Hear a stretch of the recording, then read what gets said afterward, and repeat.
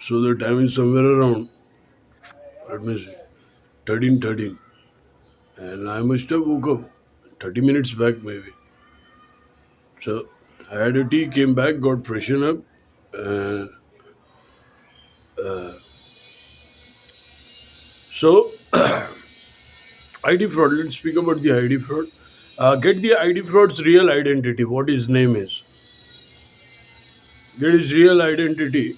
Uh, take his snaps. Take his whatever you can get. Take his everything, and put it in the international market. Because in 2022, I did an international complaint regarding that ID fraud. Put it in the international market. The ID fraud. Whoever the ID fraud is. With his real name, with his real family, the family which he's been living with. So, put a complaint in the international market, and always remember one rule: keep it real. Now, if you have to catch it, so keep it real now, and shoot that information that's a Al Mujahideen thing happening, and this is some scam jihad. Th- That ID fraud is a part of scam jihad. Do an international complaint, and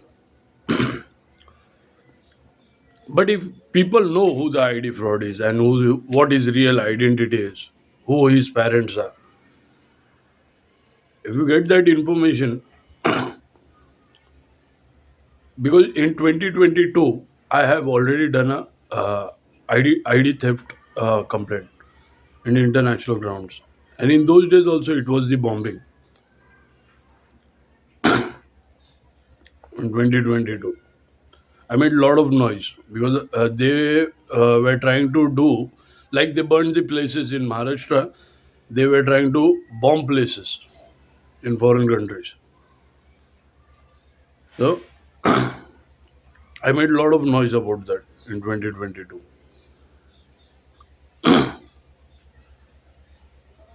So, so what I got to say next? I think till by now, get the ID fraud, real identity is real parents and all this stuff, and put in complaint in this grounds and international grounds as well. Yes, sir. The case is already in court. Use the case paper. I'll drop in the case papers if anyone needs.